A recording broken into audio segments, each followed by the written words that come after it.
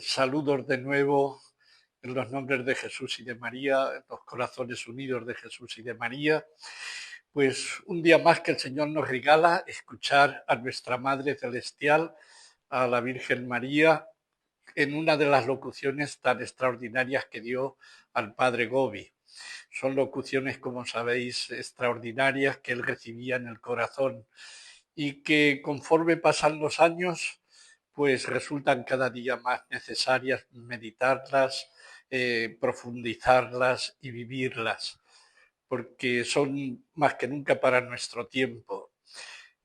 Algo parecido a lo que ocurrió con el Apocalipsis. Fue escrito hace casi 2000 años y nunca mejor un tiempo para entenderlo como el nuestro. Pues algo parecido también. El padre Gorri recibió, como sabéis, estas locuciones desde el 2007, el 1973 hasta el 1997. Pues bien, cada vez que lo leemos, pues descubrimos más profundidad. Hoy, pues lo mismo, estamos, como sabéis, que no hacemos ningún programa. Aquí nuestro amigo Vicente abre el libro y por donde sale es lo que tratamos luego de comentar. Y siempre necesitamos el Espíritu Santo. Lo hacemos, como siempre, con una invocación que la repetimos 3 veces, que la misma Virgen le enseñó al Padre Gobi. Y lo hacemos, como sabéis, a nombre propio, amigos, como amigos del Padre Gobi. Ven, Espíritu Santo, ven por medio de la poderosa intercesión del Inmaculado Corazón de María, tu amadísima esposa. Ven, Espíritu Santo, ven por medio de la poderosa intercesión del Inmaculado Corazón de María, tu amadísima esposa. Ven, Espíritu Santo, ven por medio de la poderosa intercesión del Inmaculado Corazón de María, tu amadísima esposa. Bien, pues leemos esta locución que, bueno, pues es del día 16 de abril de 1976, Viernes Santo. Ves si hay dolor mayor que el mío. Hijos predilectos, mirad mi dolor. Ver si hay dolor mayor que el mío. Mi Hijo Jesús abandonado de todos, azotado, coronado de espinas, sube fatigosamente al Calvario llevando la pesada cruz sobre sus pobres espaldas. No acierta a caminar, vacila, ningún gesto de piedad, solo odio, hostilidad e indiferencia le rodean. En este preciso momento el Padre le da el consuelo de su madre. Pensad, hijos míos predilectos, en el consuelo y en el dolor de aquel encuentro. La mirada de mi hijo en aquel momento.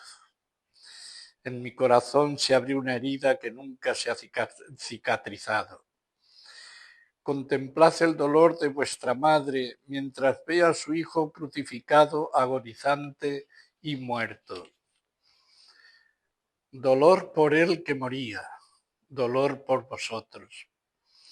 Ahora este hijo mío continúa su pasión en su cuerpo místico, que es la Iglesia. En este día medito en la malvada acción llevada a cabo por Judas, que entregó a Jesús, mi hijo, y siento el mismo dolor frente a la traición que cada día cometen muchos de mis hijos sacerdotes. Sacerdotes, hijos predilectos, ¿por qué le traicionáis aún? ¿Por qué persistís todavía en vuestra traición? ¿Por qué no os arrepentís? ¿Por qué no retornáis? Y Pedro, que por 3 veces reniega de mi hijo por miedo. ¿Cuántos de entre vosotros, por miedo de no ser comprendidos, apreciados y estimados, todavía reniegan de la verdad del Evangelio de mi hijo? No conozco a ese hombre. Y los apóstoles que huyen y dejan solo a Jesús durante este largo día del viernes. ¿Cuántos de vosotros también huyen y abandonan mi iglesia? Muchos desertan de la iglesia para seguir al mundo. Otros muchos permanecen en la iglesia pero para agradar al mundo la abandonan con el alma y con el corazón. Muchos de vosotros no amáis a la Iglesia. El vicario de mi hijo se encuentra en un abandono cada vez mayor. Los obispos unidos al Papa sienten en el alma y la espina de esta soledad. Son cada vez más criticados, contestados y abandonados por sus sacerdotes. Queda Juan y queda con la madre. Sacerdotes de mi movimiento, permaneced al menos vosotros en mi iglesia y quedaos conmigo vuestra madre. Mirad mi dolor, sufrid conmigo. En esta hora de calvario para la iglesia, vosotros seréis la señal de mi presencia. El único consuelo que el Padre le da en este momento el único consuelo que el Padre le da en este momento de su pasión y de su martirio. Estamos hablando del año 76.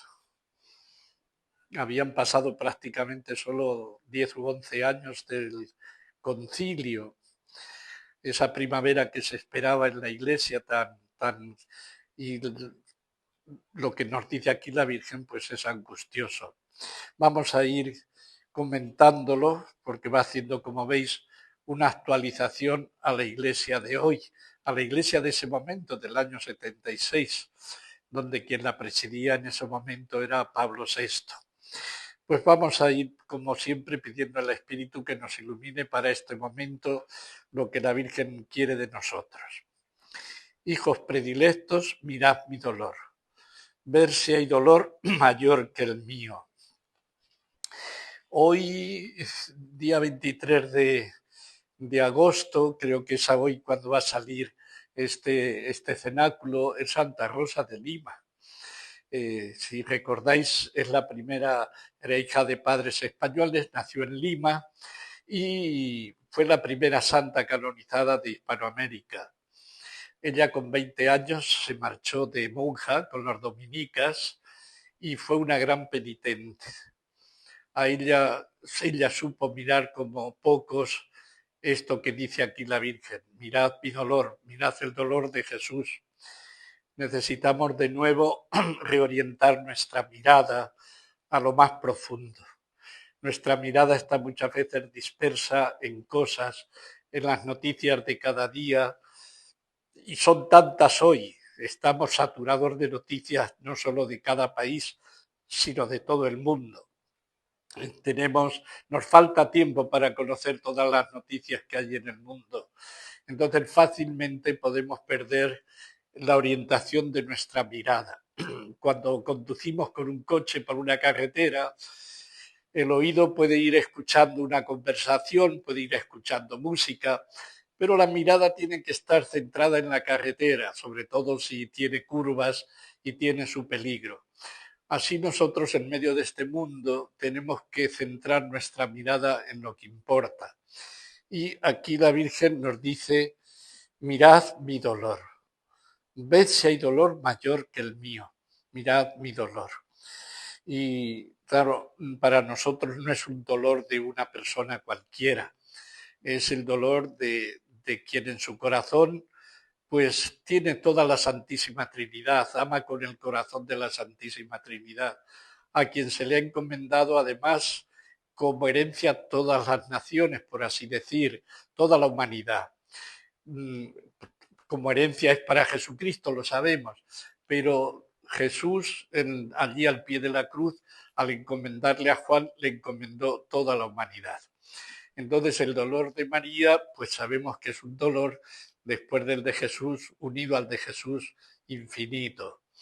Infinito porque ella ama con infinitud a Dios y nos ama a nosotros también con el mismo corazón suyo, que es el corazón, por así decir, de la Santísima Trinidad, de alguna forma, porque ella se dejó en plenitud amar por Dios. Y nos dice, ver si hay dolor mayor que el mío. Pues le vamos a pedir al Señor la gracia de que en medio de todas las desgracias que hay, sepamos mirar ese dolor.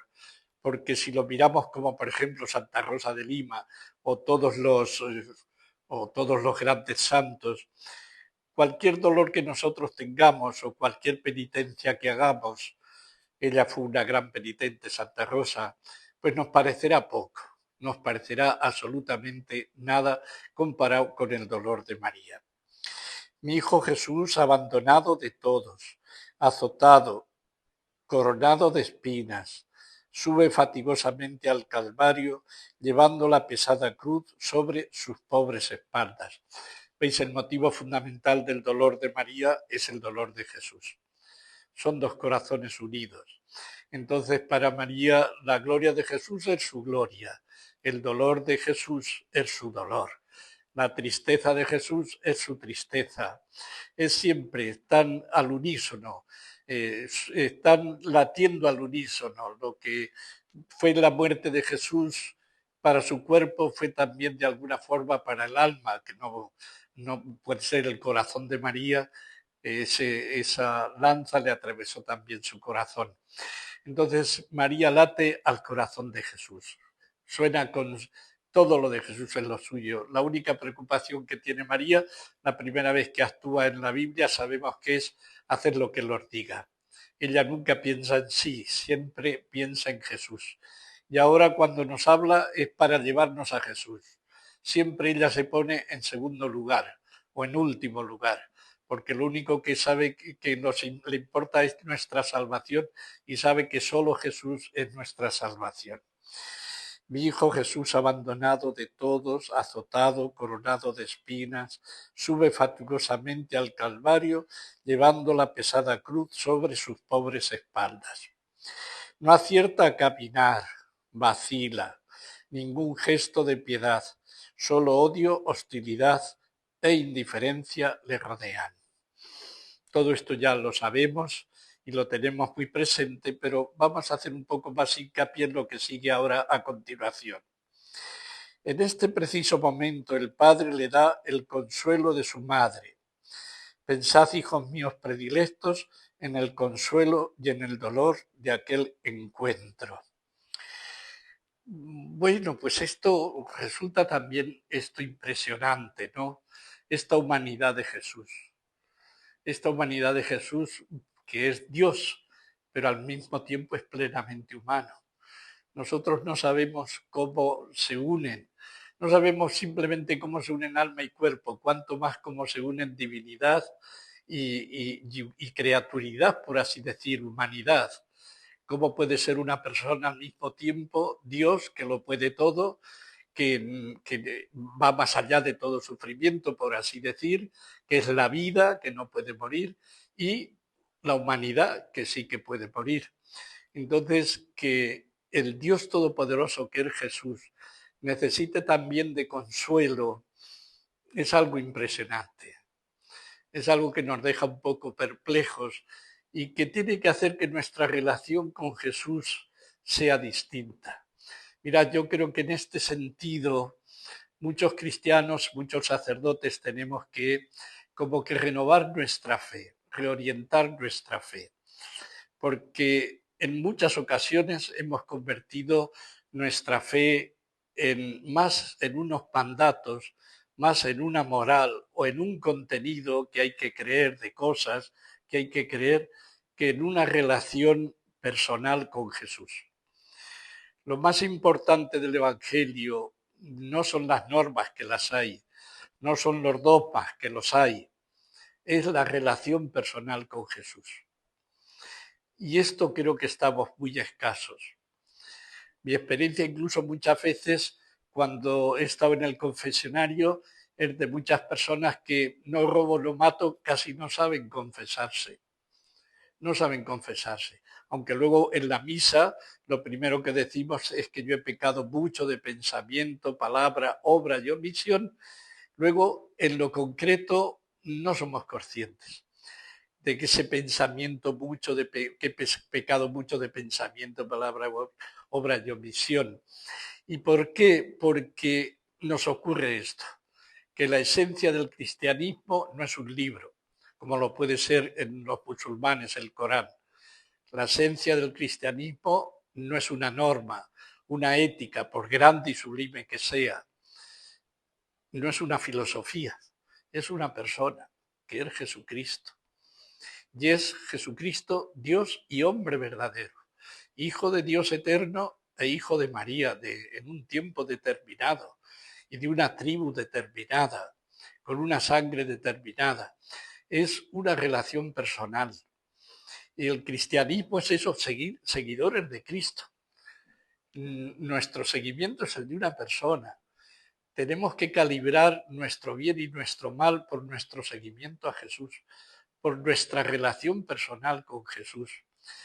Cada día, por lo menos cada semana, cada mes o cada año, tendríamos que decir, San Pablo dice, para que corráis vuestro camino, fijos los ojos en quien nos asegura la fe, que es Jesucristo.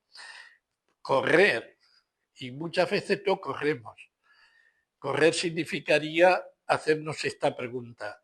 Yo hoy conozco mejor a Jesús que hace un mes. Hoy conozco mejor el Evangelio, que es la palabra eterna, que es la palabra de Jesús, mejor que hace un mes o que hace un año.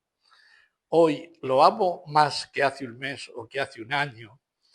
Ese tendría que ser un poco nuestro examen de conciencia de cómo va nuestra relación con Jesús y si la hemos mejorado.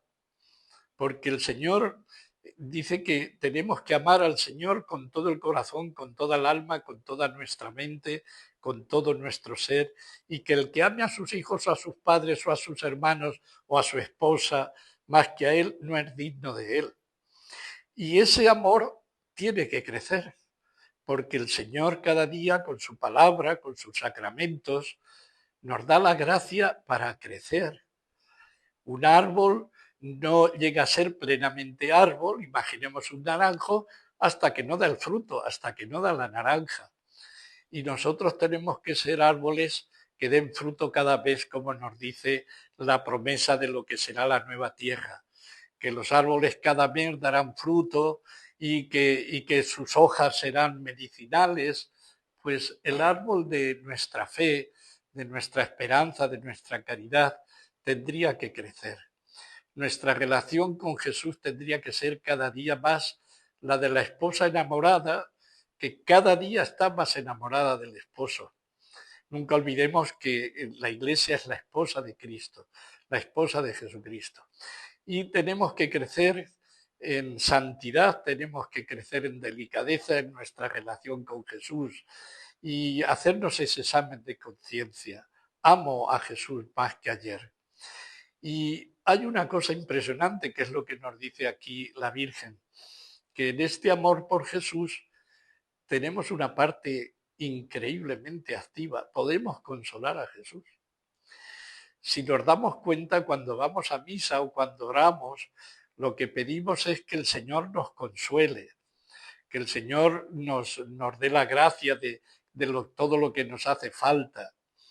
Pero nuestro Dios, al hacerse hombre, se hace también necesitado y se hace un igual a nosotros. Y nos dice lo que nunca hubiéramos pensado en filosofía, que Dios me pueda necesitar. Y me dice, necesita, Dios le da el consuelo.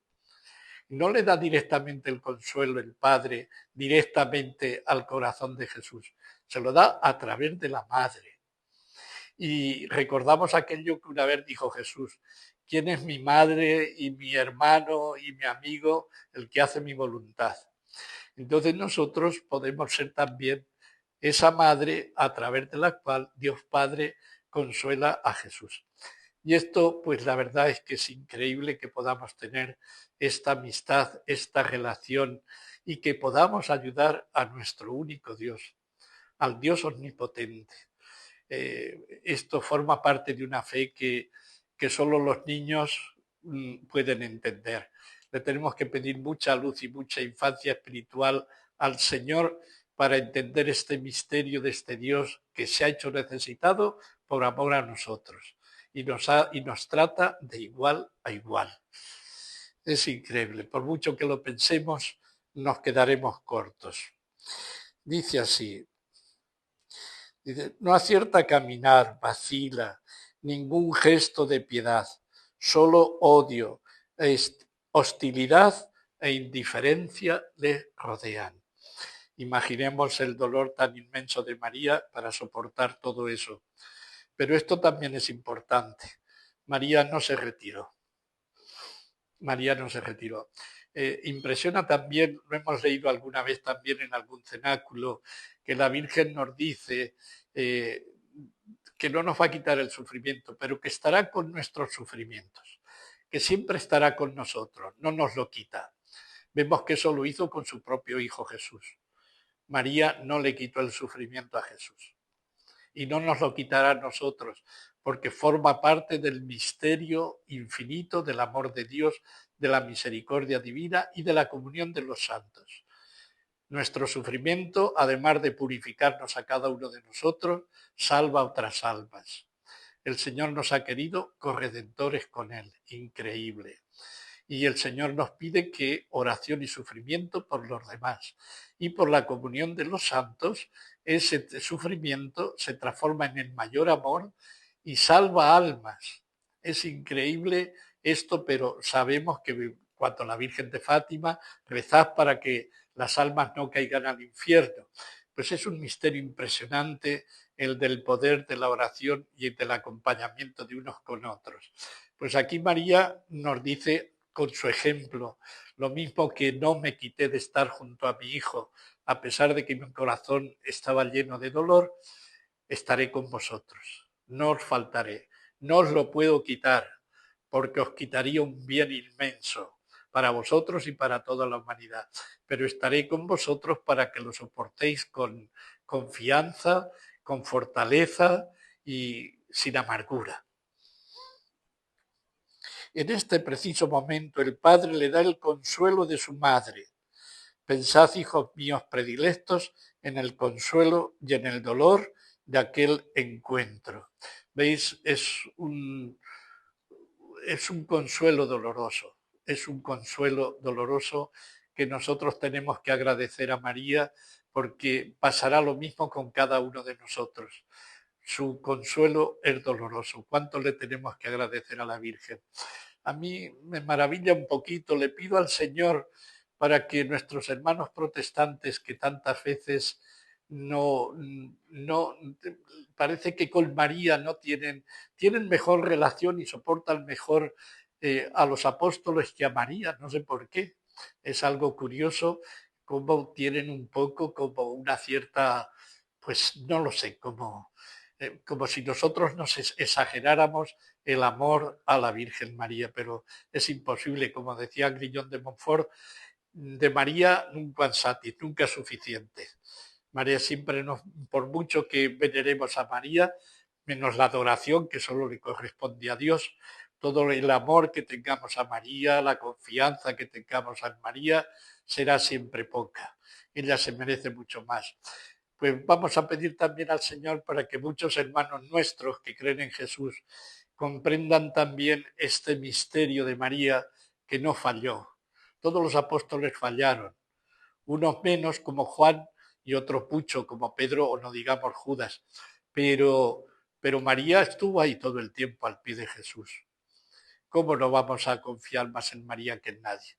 Y ya sabemos que después hasta quienes estaban reunidos cuando llegó el Espíritu Santo eran con María, no era con Pedro. Nos dice ahí las Sagradas Escrituras, con quien estaban eran con María. Entonces, en este momento, María es fundamental en la historia de la Iglesia y tenemos que pedir para que todos los cristianos, todos nuestros hermanos protestantes, pues comprendan el misterio de María, la grandeza de María, y que por mucho que la cantemos es siempre poco. Sigue. La mirada de mi hijo en aquel momento. En mi corazón se abrió una herida que nunca se ha cicatrizado. Ya sabemos el poder que tiene la mirada. Ya sabemos todo lo que expresa la mirada. Tenemos que encontrarnos con esa mirada. Algunas veces a mí me impresionó también algunas imágenes de Jesús o algún dibujo de Jesús y me acuerdo de una cabeza todavía coronada de espinas con una mirada impresionante, impresionante, que uno le penetraba el alma, le penetraba el corazón. Y eso en un dibujo, eso en una foto, cuanto más aquella mirada de aquel hijo con aquella madre únicas, de dos corazones unidos, pues nunca podemos olvidar lo que los santos padres nos han dicho también de la relación tan particular de Jesús con María. María era la madre de Jesús, pero era también la esposa, porque es la nueva Eva. Y es un misterio que tenemos que penetrar. En este sentido, la relación de Jesús con María es única, es única. Tenemos que pedir mucha luz al Espíritu Santo, porque también hoy comprender esa relación nos haría caminar mucho más deprisa en la vida de la relación con Jesús, con María, en la vida cristiana. Se lo tenemos que pedir, porque es importantísimo comprender eso. La mirada de aquel momento, en mi corazón se abrió una herida que nunca se ha cicatrizado. Contemplad el dolor de vuestra madre mientras ve a su hijo crucificado, agonizante y muerto. Aunque es verdad que por mucho que esto lo pensemos, el dolor va unido a la sensibilidad. Si a mí me mataran un hijo que no tengo, pero a una madre le matan un hijo chiquitico, pues va a sufrir mucho más que si le dicen que no sé quién en una guerra pues lo han matado. Sufre, pero es distinto. En este sentido, cuanto mayor sea nuestra relación con Jesús, nuestra relación con Dios, nuestra relación con María, mucho más comprenderemos ese dolor. Todo depende en este sentido de la intensidad de nuestra relación. Pues como os he dicho, es muy distinto tener una noticia de un hijo que ha muerto y inesperadamente pues a la noticia de un señor de otro país que ni conoces. No porque ser peor o mejor, sino porque ahí la relación es completamente distinta. Pues imaginemos esto, hay que pedirle al Señor que nos dé su corazón para poder comprender ese dolor. Dolor por él que moría, dolor por vosotros. Ahora este hijo mío continúa su pasión en su cuerpo místico, que es la Iglesia. En este día medito en la malvada acción llevada a cabo por Judas, que entregó a Jesús, mi hijo, y siento el mismo dolor frente a la traición que cada día cometen muchos de mis hijos sacerdotes. ¿Veis? Pasa ahora de aquí, de la persona de Jesús, a su cuerpo místico, que es la Iglesia. Que de alguna forma la Iglesia es el mismo Jesús, de alguna forma. Entonces es el cuerpo místico de Jesús. Y pasa, y todo lo que ocurrió con él, ahora lo aplica a la Iglesia. Y vamos a ver los pasos con Judas, con Pedro, con Juan, con los demás, y cómo actualiza aquella pasión de hace casi 2000 años, ahora a la pasión de la persona de Jesús con la de su cuerpo. Ahora, este hijo mío, ¿veis? Es el mismo Jesús. Continúa su pasión en su cuerpo místico, que es la Iglesia. Esto también lo dice el catecismo, ¿eh? En el número famosísimo 675 y 677 se nos dice que, y el catecismo es del 1992, fue, si no recuerdo mal, cuando salió a la luz, fue unos años después de esto que ha dicho aquí la Virgen. 1992, esto estamos en el 1973. Y ahí el catecismo nos explica, curiosamente, algo así que la Iglesia debe pasar por la pasión de Cristo. No tiene otro remedio. Y que parecerá que muere. Parecerá que muere. Y que es lo que le pasó a Jesús, le tiene que pasar a su cuerpo místico, que es la Iglesia. Por tanto, como veis, no solo esto es una locución privada, nos lo confirma la doctrina de la Iglesia, que es para creer. El catecismo de Juan Pablo II, como todos los catecismos, son la norma de fe. Nos aparece como la norma mínima de la fe católica. Y ese catecismo estuvo escrito para los obispos. No es que un obispo puede estar por encima de los catecismos, ni un sacerdote, ni un papa. El catecismo está para todos, es norma de fe para todos los cristianos, desde el papa al último monaguillo. es norma de fe, tenemos que tomarlo como... y nadie está exento de eso, nadie puede ponerse por encima. Entonces le pedimos al Señor que esto lo comprendamos porque nos toca sí o sí, no es opcional. La Iglesia debe pasar por el cuerpo, que es lo que nos está diciendo aquí. Y empieza la Virgen por lo más gordo. En este día medito en la malvada acción llevada a cabo por Judas, que entregó a Jesús a mi hijo, y siento el mismo dolor frente a la traición que cada día cometen muchos de mis hijos sacerdotes. La acusación es gravísima. Traición y muchos sacerdotes, no pocos, no alguno. De los 12 Judas fue uno. Aquí la Virgen, muchos de mis hijos sacerdotes. La acusación es gravísima, porque no se puede seguir a un Judas. No se puede hacer caso a un Judas. Y la acusación que hace la Virgen, estamos hablando del 73. Y lo que vemos hoy es todavía mucho más. Vemos estos años que han pasado del 73 hasta ahora y vemos que eso fue en aumento y que hoy día eso sigue en aumento. Sacerdotes, hijos predilectos, ¿por qué le traicionáis aún? ¿Por qué persistís todavía en vuestra traición? ¿Por qué no os arrepentís? ¿Por qué no retornáis? Claro, ante estas palabras que este libro extraordinario tenga aprobación eclesiástica, esté traducido a todos los idiomas, que no haya tenido en todos los años que lleva, desde el 73, terminó en el 97, hasta hoy, nadie ha ido contra él y está, como os digo, traducido a todos los idiomas. Ha habido tiempo para que lo descalificaran absolutamente. No ha sido así. No ha sido así. Y solo con esto, pensad ya en el año 73 diciendo estas cosas y que el propio Juan Pablo II pues llamaba al padre Gobi todos los años, le seguían más de 100.000 sacerdotes, más de 400 obispos, universal, era conocido universalmente. Dicho esto, si ahora esto nos impresiona, en el año 73, donde todo el mundo estaba esperando una primavera de la Iglesia, imaginaos cómo tenía que sonar. Imaginaos cómo tenía que sonar. Pero la Virgen solo busca el bien de las almas. La Virgen solo busca el bien de la Iglesia. Esto no lo dice porque sí. Esto no lo dice porque no ame a la Iglesia. Es precisamente porque la ama. Es precisamente porque la ama.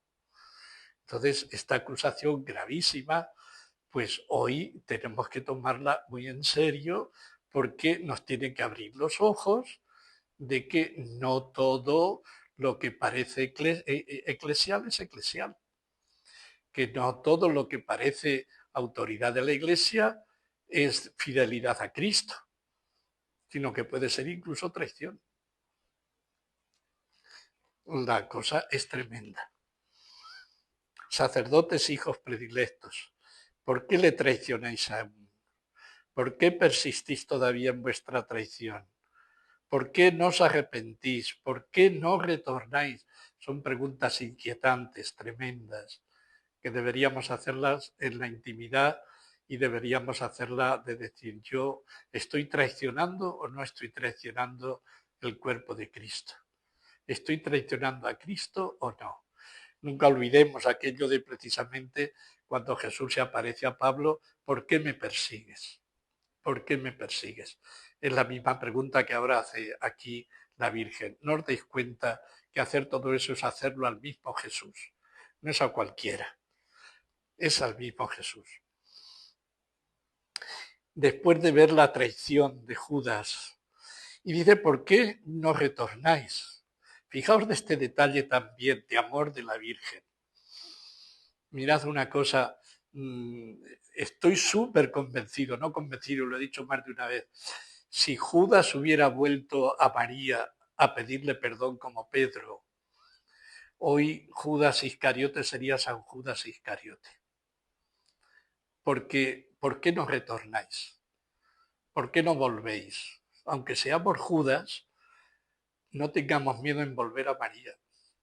Aunque seamos Judas. Porque María hubiera acogido a Judas y no le hubiera echado en cara lo que hubiera hecho.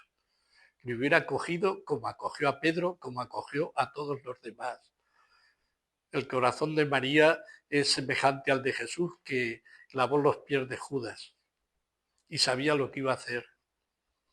Pues María lo hubiera acogido. Ningún cristiano, ningún sacerdote, ningún obispo, nadie tiene que tener miedo en volver a María. ¿Por qué no retornáis? Porque María nos va a acoger y nos va a ayudar a confiar en el Señor. Y si ella, que es criatura, nos perdona y siendo madre nos perdona, siendo madre de Jesús, pues el Señor con más razón. Con más razón. Y en este sentido, estas preguntas de María son tremendas, pero son consoladoras. ¿Por qué no retornáis? ¿Por qué no volvéis a mi hijo? ¿Por qué no dejáis ya de preocuparos de las cosas económicas o de aplausos o de por qué Judas traicionó? Habría que ver por qué Judas traicionó. Y muchas veces puede ser que por seguridades, por aplausos, por envidias, no sé por qué, porque habría que analizar profundamente lo de Judas. Pero lo más importante de esto es que hayamos hecho lo que hayamos hecho, hayamos sido incluso Judas, hay solución. ¿Por qué no retornáis? Podéis volver a Dios. Hay solución. Y la solución nos la da el Dios Todopoderoso a través del corazón inmaculado de María, a través de María. Entonces, no tengamos miedo de volver a ella, hayamos hecho lo que hayamos hecho. Sigue la Virgen. Y Pedro, que por 3 veces reniega de mi hijo por miedo. Aquí ya la Virgen da la razón de por qué. La otra no da la razón de por qué Judas traicionó. Hubiera sido hermoso que hubiera dicho cuál es la razón, pero no da la razón. Quizá, bueno, no la necesitamos porque está claro que si no la Virgen nos lo hubiera dicho. Porque aquí de Pedro sí que da la razón porque traicionó, por miedo.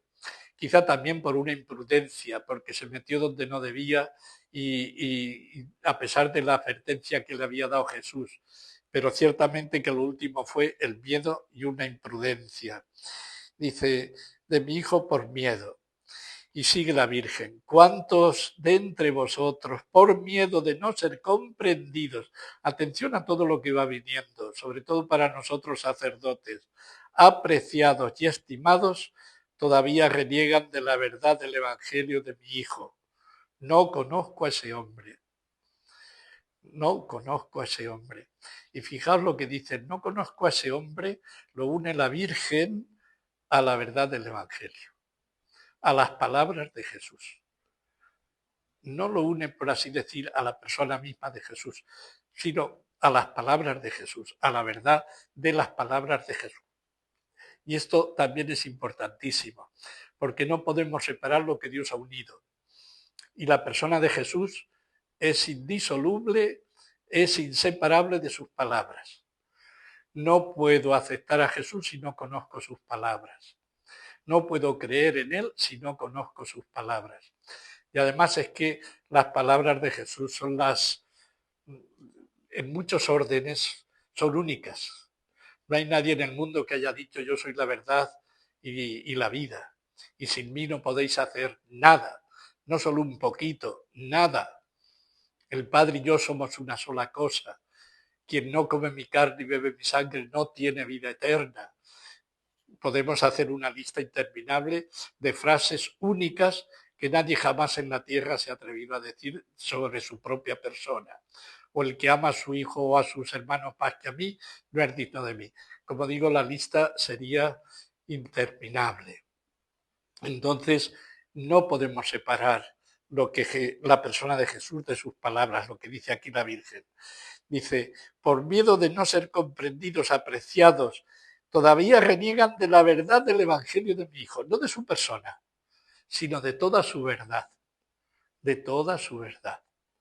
Y hoy tenemos que reconocer que muchos, por ser amigos del mundo, decimos las cosas del mundo y no la verdad de Cristo. Y la verdad del Evangelio son palabras eternas. Y las han querido reducir mucho para no ver su traición como que son palabras temporales, culturales, frutos del tiempo de Jesús, pero que no valen para el siglo XXI.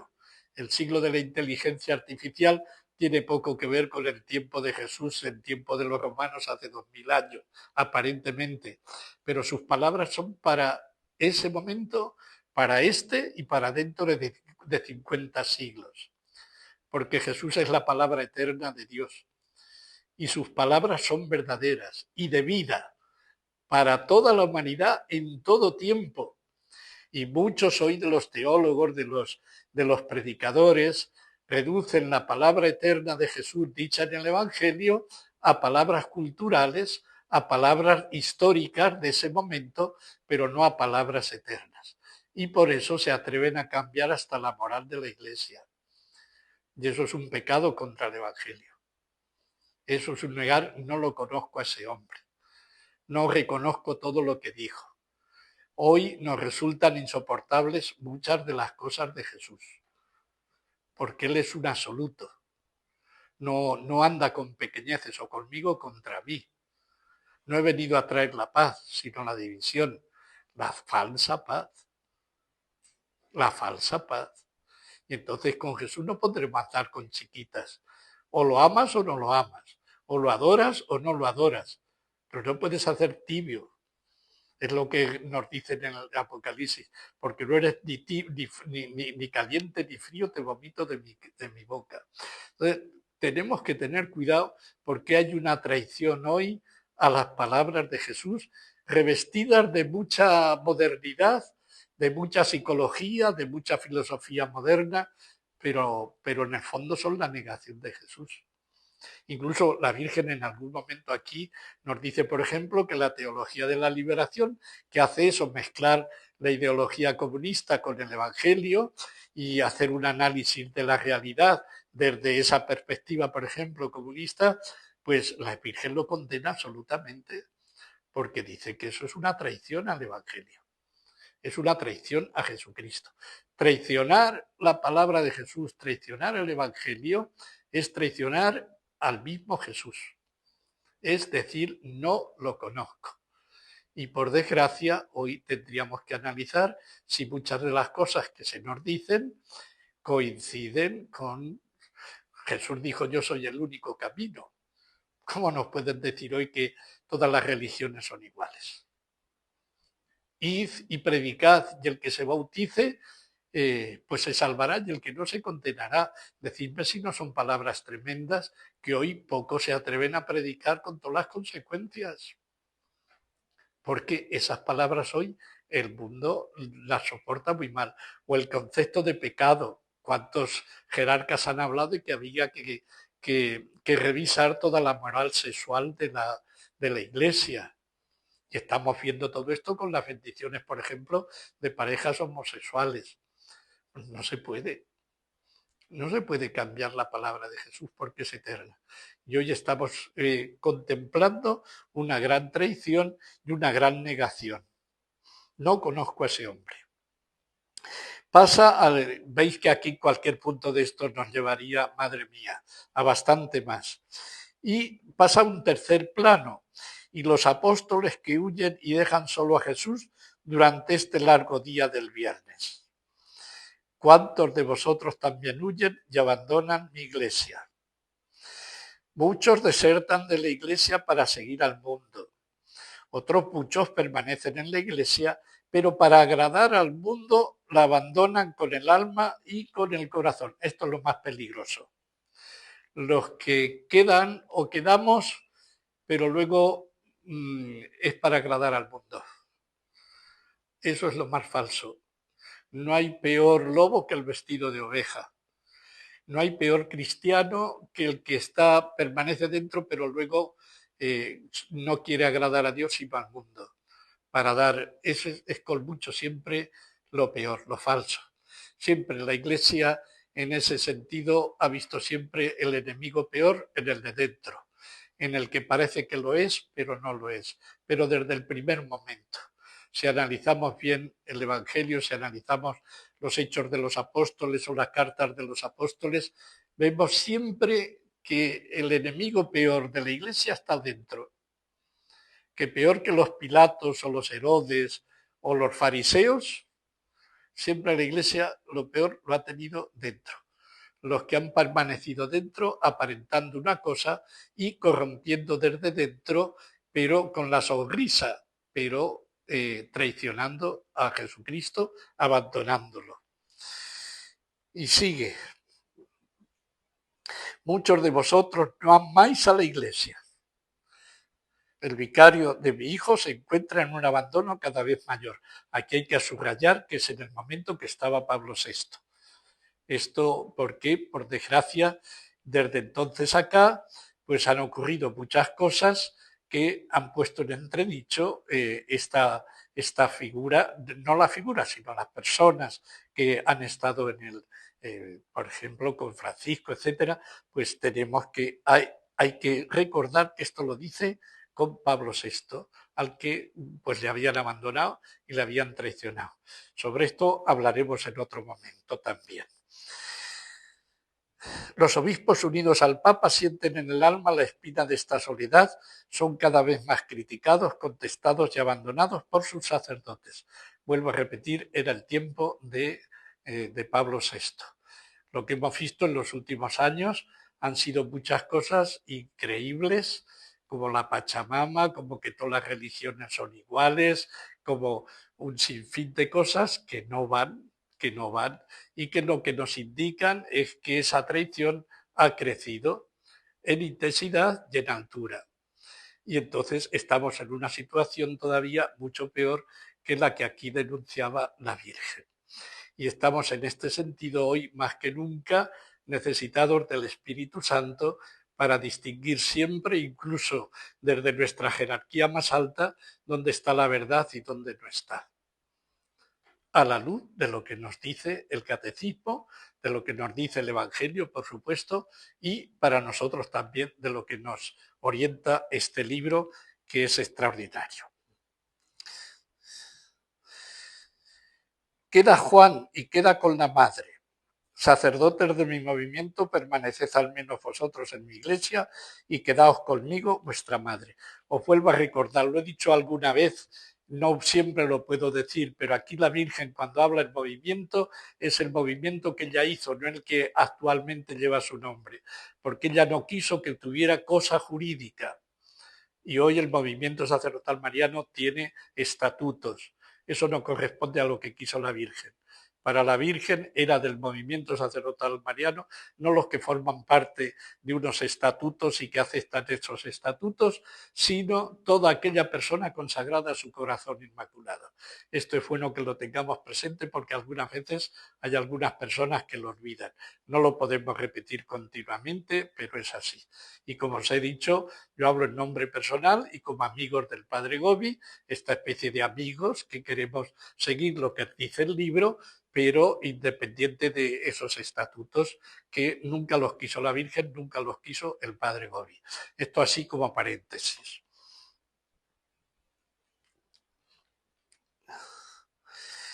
Sacerdote es conmigo vuestra madre. Mirad mi dolor, sufrid conmigo.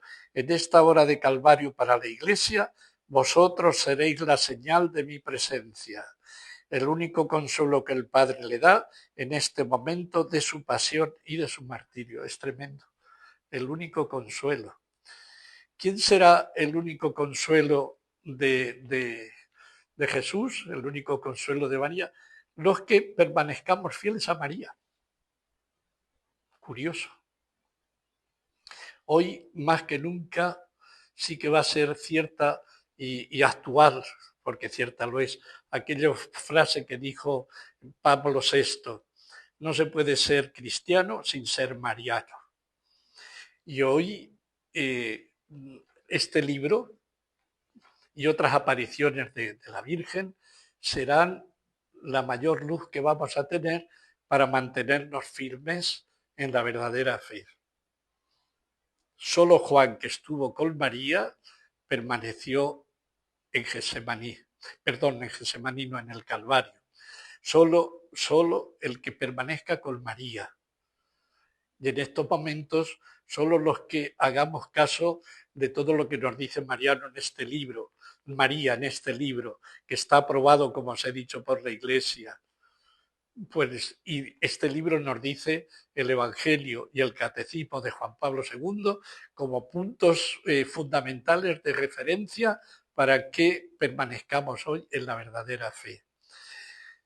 Pues hagámosle caso, hagámosle caso.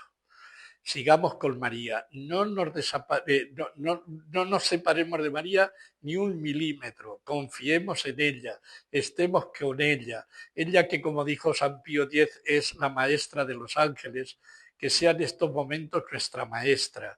Y cuando Cristo estuvo muerto y cuando hasta que vino el Espíritu Santo, quien hizo punto de referencia cuando no estaba Jesús fue María, más que Pedro, fue María.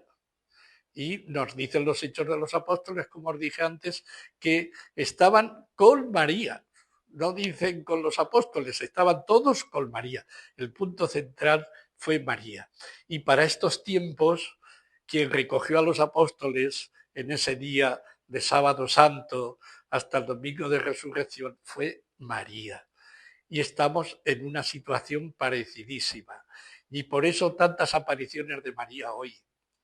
Y es María la que nos dice, seguidme a mí, estar conmigo, pues hoy más que nunca hagamos caso de lo que nos dice este libro y permaneceremos en la verdadera fe, en la verdadera esperanza y en la verdadera caridad. Que sí, así. Vamos a hacer la oración a San Miguel porque es el ángel de este tiempo, es el ángel que nos necesitamos tanto porque estamos en tiempos de dudas. Micael, San Miguel nos dice quién como Dios. Y en este sentido vamos a hacer, y luego después la consagración a la Virgen. Arcángel San Miguel, defiéndenos en la batalla. Sé nuestro amparo contra la perversidad y asechanzas del demonio. Reprímale Dios, pedimos suplicantes. Y tú, príncipe de la celestial milicia, lanza en el infierno con el divino poder a Satanás y a los otros malignos espíritus que para la perdición de las almas andan dispersos por el mundo. San Miguel Arcángel, ruega por nosotros. Y le decimos, renovamos nuestra consagración a María. Bendita sea tu pureza y eternamente lo sea, pues todo un Dios se recrea en tan graciosa belleza. A ti, celestial princesa, Virgen Sagrada María, yo te ofrezco en este día alma, vida y corazón. Mírame con compasión, no me dejes, Madre mía. Y como siempre terminamos con la bendición con el Niño Jesús de Praga, que lo tenemos allí y lo tomo en un instante y os bendigo con él.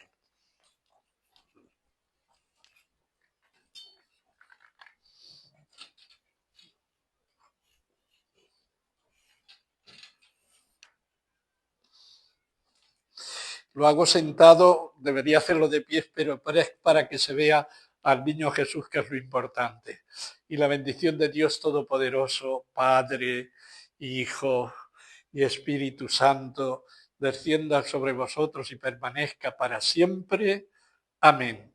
Que esta bendición nos ayude, como a Santa Rosa de Lima, a ser santos, a comprender que una nación es tan grande como el número de sus santos, que un pueblo es tan grande como el número de sus santos, que la riqueza verdadera es la santidad, pues que permanezcamos siempre firmes en la fe, en la esperanza y en la caridad que nos hacen santos. Que así sea. Hasta otro momento.